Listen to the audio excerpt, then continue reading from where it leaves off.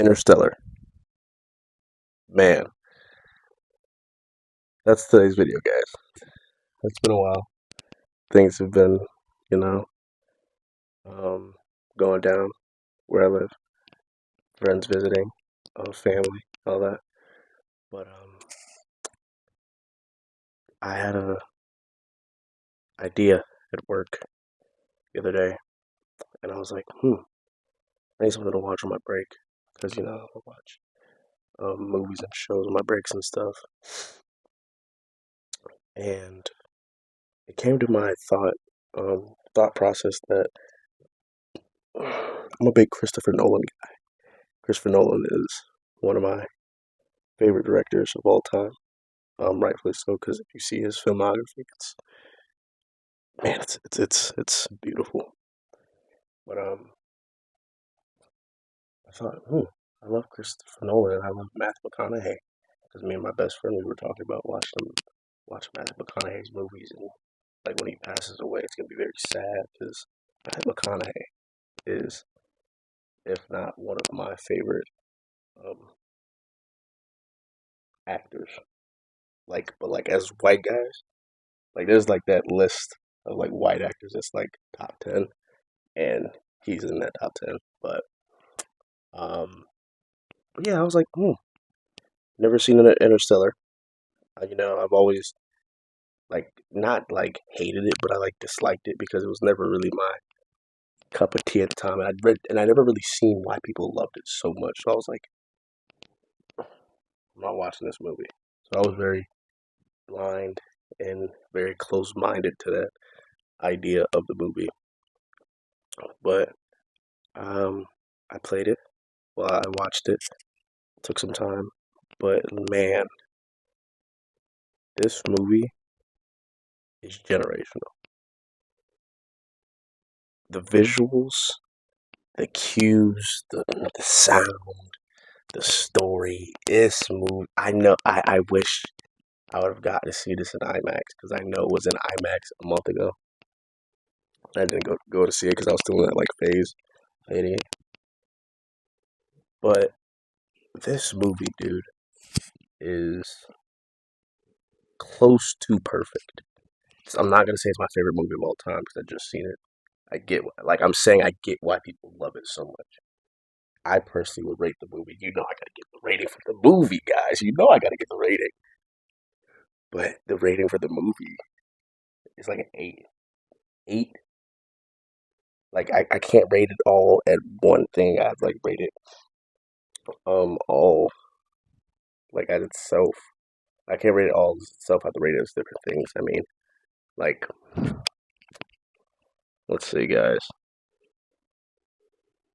It would be like an 8 for um an 8 for the I don't know. It's a 10. It's everything's a 10. Everything's a 10. We'll 10. Everything's a 10 in that movie. I can't say anything's bad about that movie. It's perfect, but it's not my favorite. I will say it's perfect though. Um, but with that being said, like I was saying though, like it's beautiful.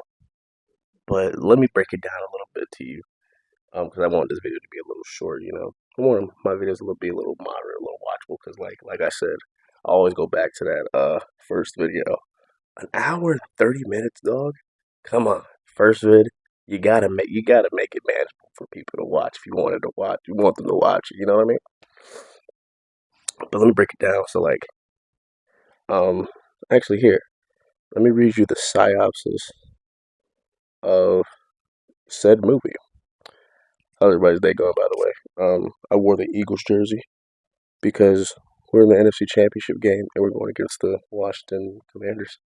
It's gonna be a good game, and this video is gonna be uploaded on this Sunday. So if you watch the game or not, or if you watch the game, comment down below and let me hear it if we lose. But if we don't, you know what I'm saying? Keep your mouth closed. Oh my gosh. Give me a second here, guys. Sorry, had to find it. But the synopsis is everybody. Buckle up. In the future, crop blight has caused civilization to regress into a failing agrarian society. Former NASA pilot Cooper, played by Matthew McConaughey, runs a farm with his family. Humanity needs more farmers to feed the world, and current scientific thinking believes that NASA Apollo missions were fake to bankrupt the Soviets, a belief that pisses Cooper off like nothing else. Murphy, played by Mackenzie Foy, Cooper's 10-year-old daughter, believes her room is haunted by a ghost trying to communicate with her. Cooper also has a son, Timothy Chalamet. He's a pretty good actor. Shout out to Complete Unknown. I haven't seen it, but I've seen it was nominated. They discovered the ghost is an unknown intelligence sending coded messages using gravitational waves, leaving binary coordinates in the dust that direct them to a secret NASA installation led by Professor John Brand, played by the Michael Caine, Alfred Pennyworth.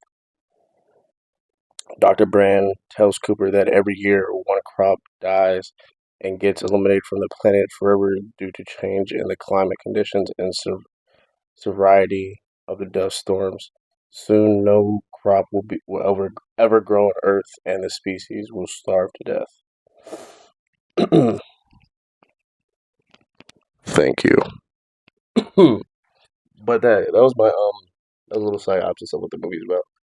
I'm not gonna get to this complete one. If you want to find out where the complete one is, go to imdb.com and search it right there. That's not a sponsor, just me saying. Um, but yeah, the movie's really good. Um, what it basically gets down into, um, this dad goes on a mission, and in his mind, he's saving the world, but he can't tell his daughter that because he doesn't want his daughter to fear that the world's ending. So he tells her, he goes on to that mission. And spoilers are ahead. I'm just gonna tell you that now. Spoilers are gonna happen because if you haven't seen this movie, it's been 11 years. Go watch the movie. Um, then come back and we can talk about it. But he goes off to the mission, and in his mind, he thinks the mission is helping humanity and society. So does Dr. Brand's daughter, Dr. Brand. She thinks that they're helping the world, but turns out that the world's doomed no matter what. It's going to go down. Sorry. If you don't like it, you don't like it. And when they find this out because more people have gone on these missions and found worlds that are sustainable to live on, but they're not Earth. So they meet this one astronaut dude who I forget his name, but he tries to hijack everything they're doing because they find out, oh, this is a bad plan, and they try to stop it. Well, he tries to stop it, but fails. He dies. And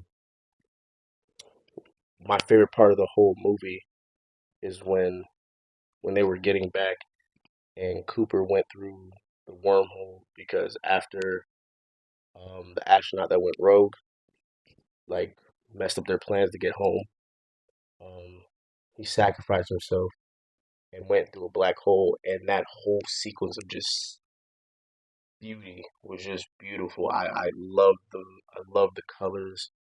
I love the sparks flying. I love everything hitting the ship because the ship, like he dropped his ship into the black hole, and I just love how that was all captured and made into like something we can't fathom, brought into real life because it's very hard to think about something that hasn't been thought about yet in that substance because that was very very articulate to me.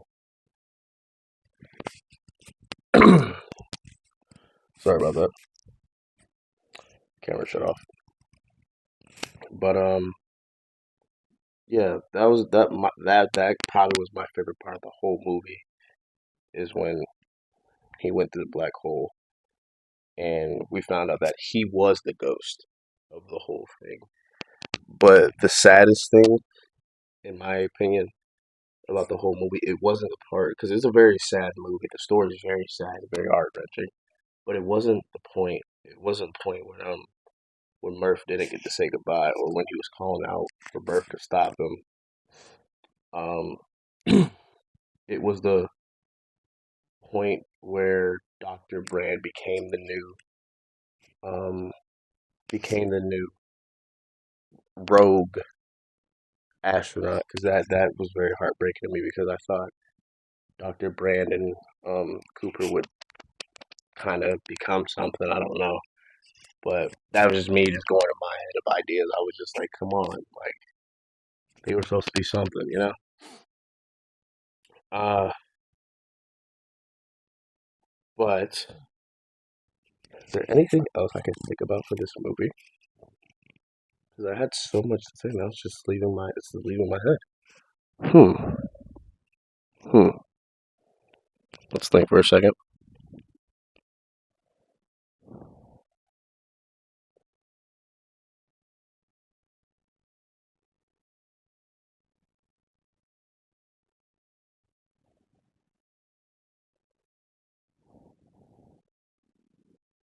Hmm. I have no idea. Well, if that's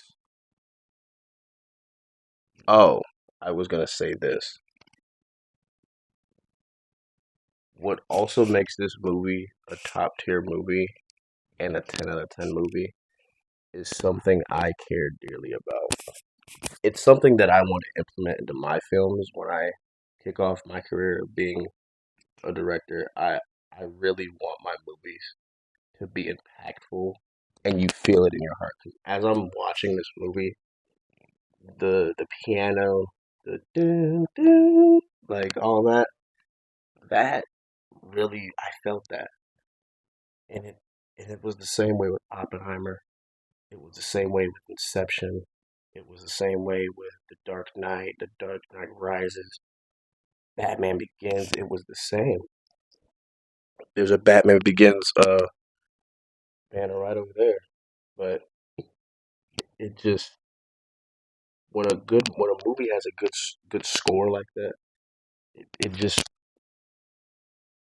it brings you to a different realm of being, and that's why I love film so much. And Christopher Nolan nails it every time. I believe nails it every time. That's my main reason why I love this movie is because of the score. I go score, story, cinematography, acting, and none of them is like bad.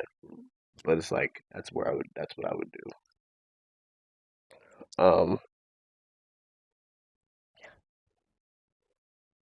but I'm gonna wrap this video up.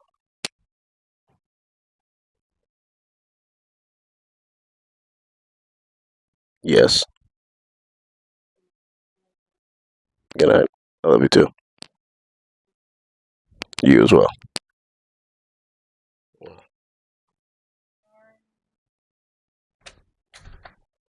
Anywho, I'm going to wrap this video up. Um, thank y'all for once again tuning in. Thank you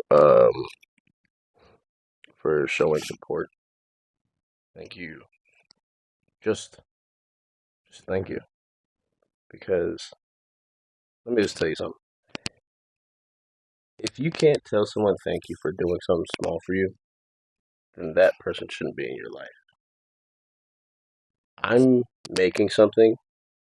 I'm in the process of making something that's really nerve wracking to put out into the world, but I have to jump and bite that bullet someday, and I think I'm gonna do it. I'm gonna do it. But not only that's my one thing. I had a friend that will never do something like that. Never join me with it, and I told him thank you, because a thank you goes a lot of ways, and if you don't mean that thank you, then it's a piece of shit of it. Sorry, but it's a terrible thank you.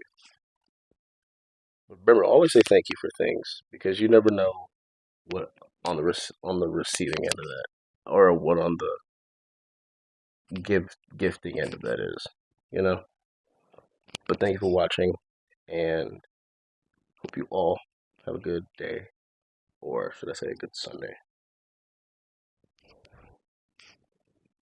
Good night.